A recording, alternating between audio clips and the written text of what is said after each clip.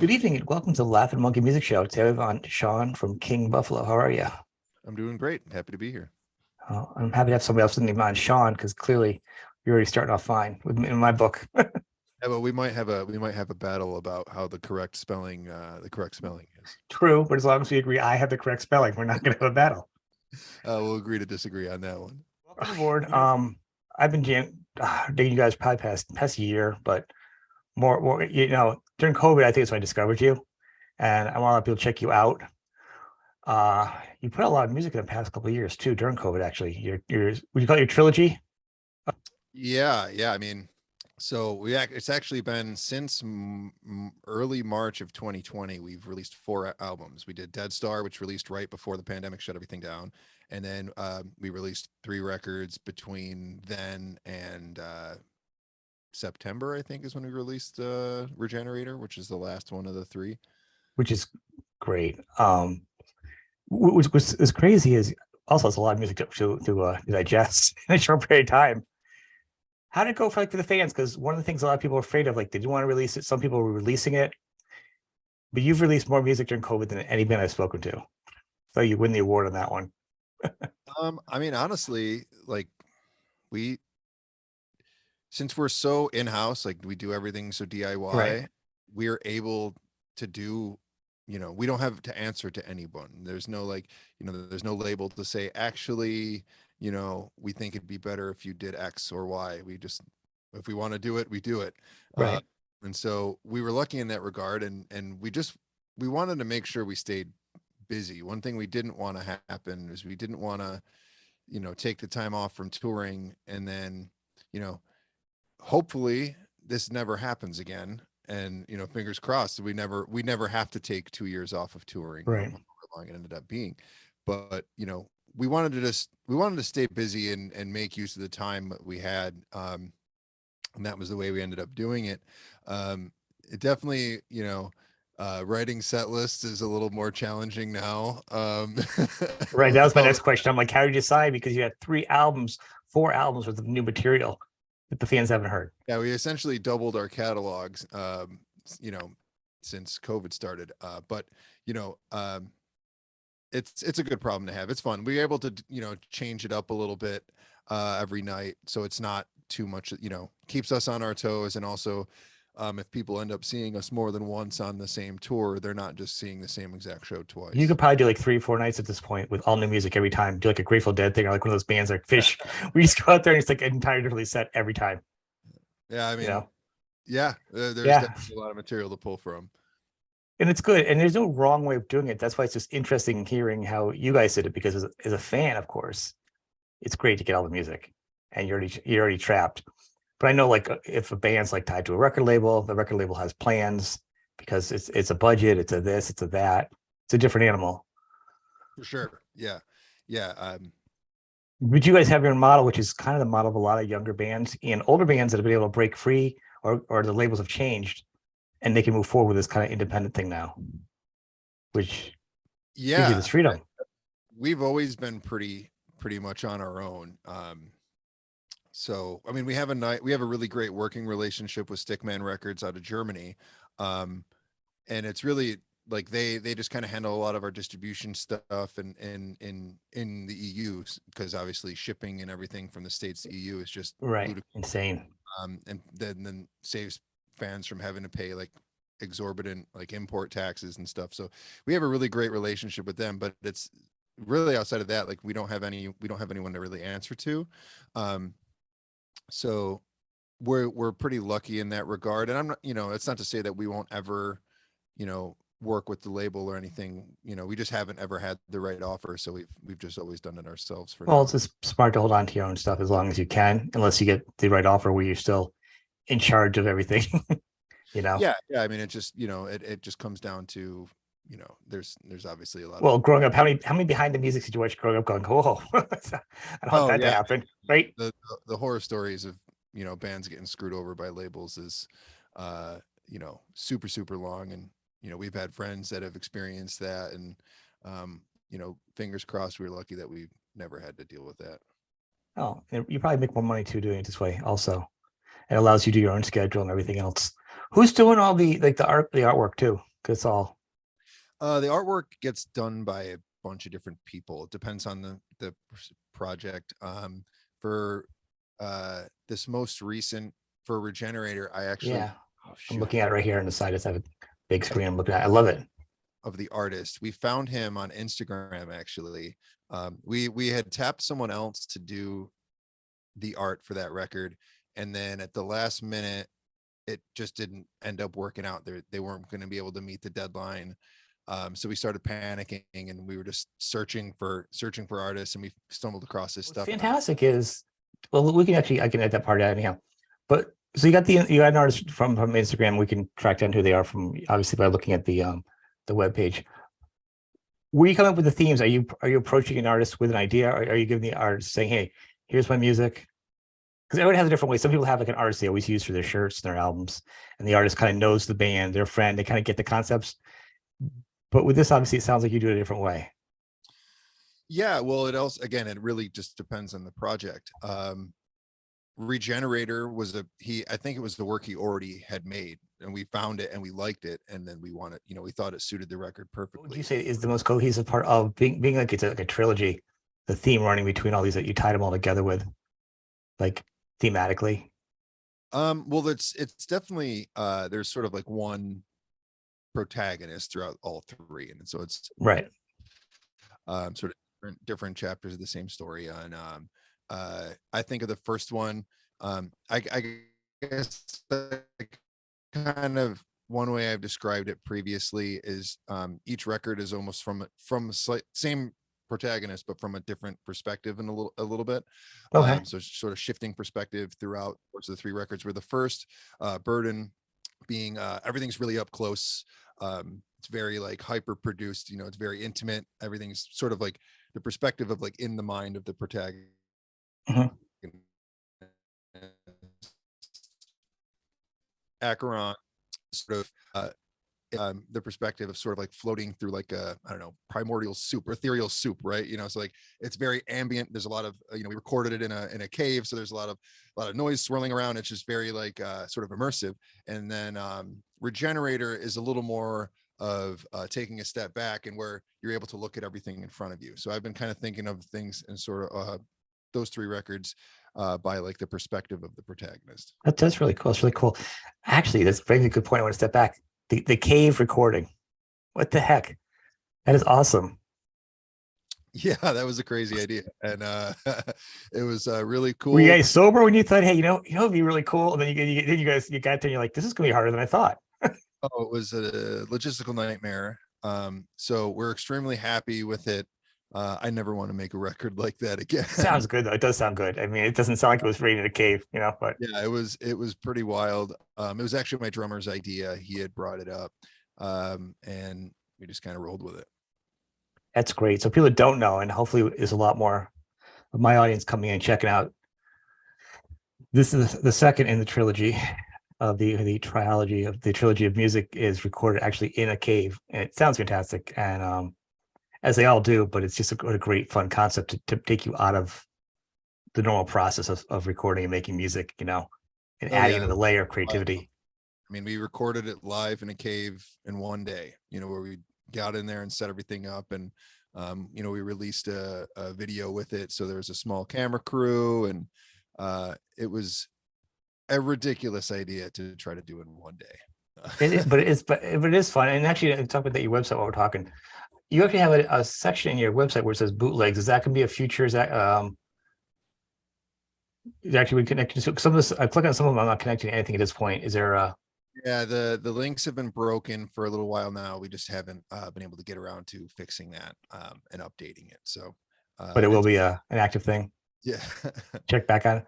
Yeah, Cool. yeah. Unfortunately, yeah, that's the best answer I can give you at this point. Well, it seemed like a really cool concept. So when I clicked on it, I was like, oh, I thought maybe it was me, especially the issues I was having.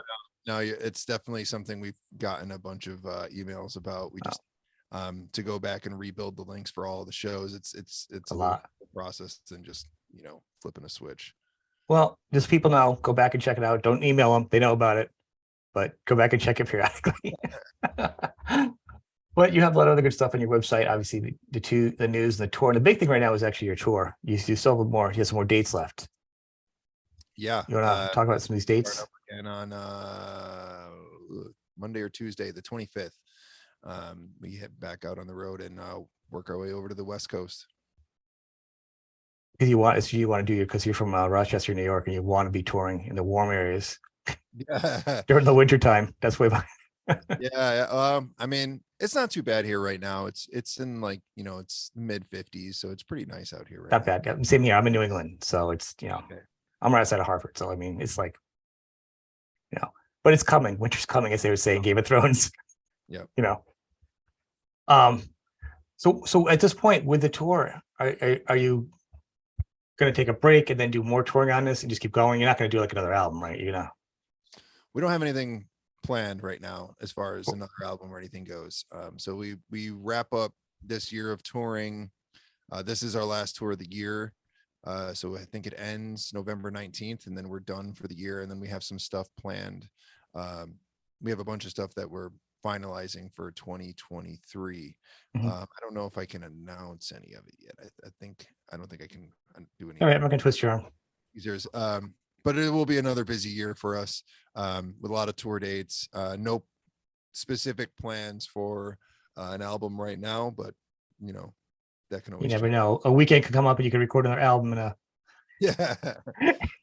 in a barn, and in a weekend, you next thing you have another album. Yeah. So right now we're just having fun, performing live and digging through all the material that we've released. So you've done some. I see online. You've done like some festivals. You didn't use some other shows. You use some club shows. Is there anything you prefer doing, like the bigger festivals? Like, because I mean, obviously, it's introducing you to a new audience too. You really, and you don't know what you're gonna get. It could be awesome. It could be a crappy weather day. Nobody could know who you are, or it could be like awesome, where like everyone just falls for you. Yeah. I mean, I wouldn't say one I prefer more than the other. They're just kind of different sides of the same sort of coin. Festivals tend to be a little more chaotic because you don't really have as awesome of a ability to sound check. You kind of just throw and go. Usually you get up there, throw your stuff on there and go. And that's fun, and it can be exhilarating. And obviously festivals, usually the crowds are a lot Yeah. larger than a lot of our club shows, but it is also really fun to get into a sweaty, stinky club and do that thing where the crowd is like right up on the side of this in front of the stage. And people can check it. I'm sorry. Yeah, it's all on YouTube. There's a lot of stuff on YouTube. You can't see them right now. There are examples of all the sound there, and you guys sound great. In the club, even there's one. It didn't. I can't tell the size of it, but you guys were didn't have a lot behind you. It was like in the middle of the day, which is always the worst thing for a rock because it takes away the mystery of the sound, and plus you're out in the open, so you never have control of your sound to get it the way you want it to sound. But you guys sound good. It didn't change anything really. Which is yeah, I great. mean, we work really hard on trying to have everything. We're always, for the most part, trying to make sure that we can play whatever we release live. For the most part, obviously, there's some stuff that isn't really going to translate. Like, I'm not going to whip out an acoustic guitar at a show currently. Maybe someday, but The yeah, unplugged tour. we we spend a lot of time and work hard to like make sure that we can sound good live. So try to limit as many things that can go wrong as possible, but we're always adding some new wrinkle.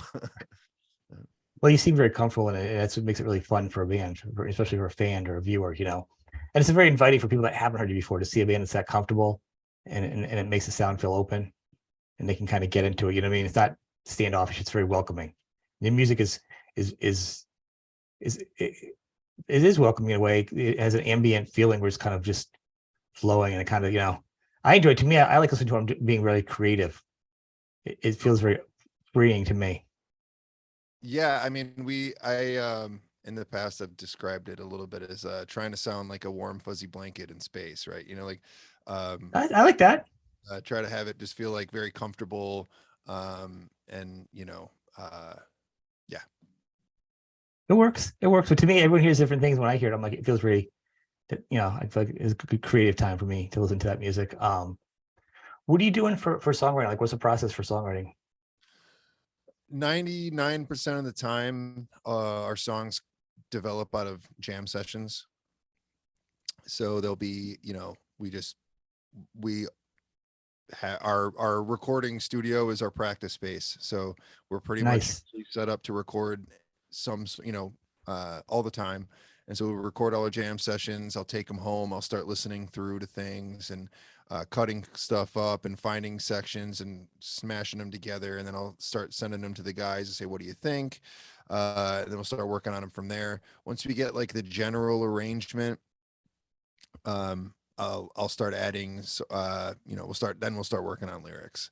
And usually I'll start, sort of with like the general idea of what the song is going to be about. I'll write a few lines, and then I always get stuck because I am like incredibly slow when it comes to writing lyrics. I'm like very like harsh self-critic, so it gets kind of tough. So at that point, once I have something to start with, I'll usually send it off to Scott, because he writes a lot very fast. So he'll write like a full page of lyrics built off of what I had sent him. And then from there, I'll like pick out a line or two, and then I'll be able to finish it usually. Well, Um, that's just great. having, yeah. So that's the usual flow. There's some stuff that's like I'll put together at home, like like a demo or a scratch, and I'll send it to the guys and say like, hey, Yeah. this is what I'm thinking. What do you think about that? But But then it still goes. mo- So it shows a lot, though. Like, you guys play together. So I'm sorry, to step over you. It evolves from you guys. Even if you said it's a demo, they're going to hear it, and then you guys are going to jam to it again. Whereas it's not like you being a singer and guitar player. The danger is you being the one guy who writes all the songs. And when you have a trio like that, you know what I mean? It can be a very dangerous level for a band to, for the long term. It's like you get all the songwriting credits, or you get all this. But when you guys are dynamic, you guys are functioning as one. It kind of takes it off the table, more or less, yeah, and also and you feel I've invested in it. As a band. yeah, and I found it's difficult, if I come in with something that like I wrote all of the parts at home, and I say like, okay, guys, like this is the song. It can start to get weird when like, like, well, I want to play it this way, Right.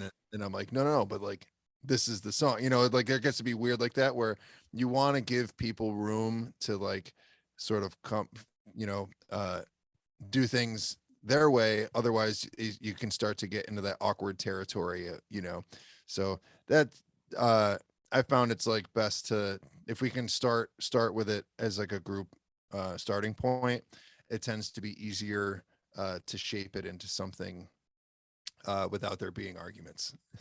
Which is important. I mean, like I said, like everything else, there's no wrong way. But different bands, I've speaking to as many bands that I have at this point, you get an idea of how things work and what's going on, and it feels like the bands that are the ones that don't worry so much, but that can have separate songwriters in the band are also in about 20 other bands. So they get their pleasure and their creativity of working with other musicians. So they're not. So if the other member writes a song, that's fine. It's cool because they can as an outlet. But when it's your one single band and you're not a writer, that's usually it's the hardest thing for other musicians. Like, I don't know, I don't know what their song is. We just play the song. You know what I mean? And it gets weird. So this, helps a lot. It's been working pretty well for us. So yeah. And your sound is great too. It's you guys are fantastic. What about with touring? Are there any bands that you like to tour with in particular? That I would like to tour with in the future. Yeah. Um, I mean, there's a lot of bands. Well, the thing is, you don't want to lock you into genre either, because some I mean, an example, some artists would be like a guitar player, say an instrumentalist.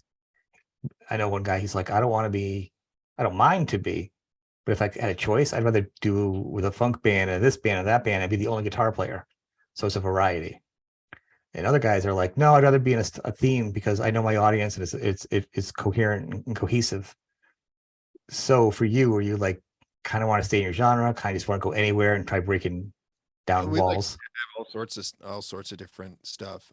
Some of our favorite shows are some of the weird pairings that we've ended up at, where like we opened a show for like a funk band, like a full on funk band once, and that was pretty interesting. Like um, there was one time we played a show somewhere, and I can't, man, it was years ago, and something had happened where like the venue was double booked or something like that. So these two shows got smashed together, and the first act was like a full on pop group, like electronic pop group. And, they were like, it was kind of awkward. Like they were apologizing to us. It's like, oh, we know, like, we're totally not this thing. And it was like, no, no, no. Like, I would rather listen to something completely different Right. than, because we also like, we get lumped in with a lot of like stuff that can get pretty monotonous. So like, I think it's cool when like we end up with these weird pairings. So Well, like, I that's would never say like, danger. oh, I only want to play with, like hard rock bands forever. Well, if you get lumped into some of the stoner bands, the strength of their music is kind of the same monotone monotony. That's what it is, and it'd be easy to lump you in there because people are really great about just putting labels on, like just like 5 labels on music for some people. You know what I mean? And then you're sort of close enough. That's what you are. You know what I mean? You're right. And that can be kind of hard on a band and can kind of hurt their growth. So the idea of you playing other bands with the music would be fantastic, actually. Yeah, absolutely. And especially this past, I mean, I guess this fall, um, this fall run of tours we've been doing, it's been really great. We've been able to play with some really awesome bands that are all pretty different. Rather than we didn't take like we don't really have the budget or the means to bring like one band out for like the entire tour. Mhm. So we just did a handful of shows with Atsuko Chiba out of Canada. They were awesome. We did shows with Rickshaw Billy's Burger Patrol. These bands couldn't be more different from each other, but they were super cool and they were great to tour with. We did dates with Oganali. Um, I'm not have familiar with these. I'll have to check these out now. yeah, they were great and they were all very different. So that's been really cool. Cool. One of the last things before we wrap up is your gear, your guitar. What are you using for? Oh, how much time you got? Give me 10 minutes worth. Yeah, okay. The guitars, I only have two at the moment, that I really use. I have the one that always people want to know about is the gold sparkly guitar. Um, and I used that one as my main guitar for years. It's a Hagstrom D2F, um, that I found at like a local shop in Rochester. It was very, very cheap. I traded a used Epiphone Les Paul, and then I gave like $150, and I walked away with this guitar. Um, since then, I swapped out every. The only thing that's the same is the wood at this point. What do you have for pickups right now? Uh, Currently it's Seymour Duncan. It's Seymour Duncan 59s have been the pickups in it for years. Um, Pretty much all of Burden and Acheron and Regenerator though were done on my Strat, my like Frankenstein Strat that I've been using for a while, and that is a Fender Light Ash Korean Strat from the early to mid aughts.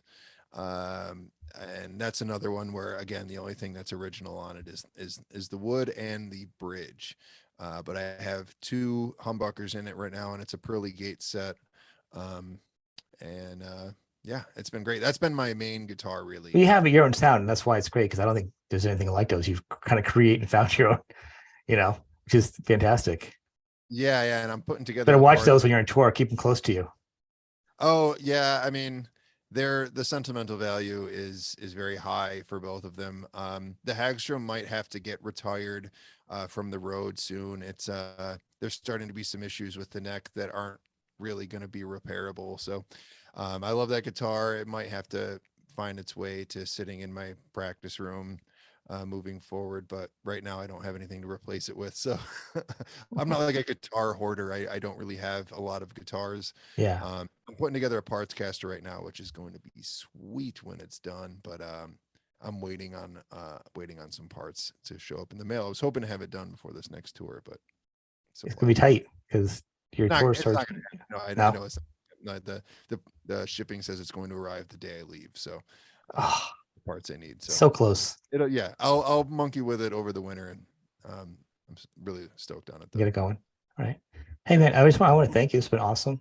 to have you on the show. I want people to check you guys out, check out the albums. There's a lot of material for people that aren't familiar with you to check out. And even if they are familiar with you, there's a lot of material over the past 2 years to check out. Yeah, well, thanks for having me. This has been a fun chat. It's been good. We'll have you back again when you have your tour, and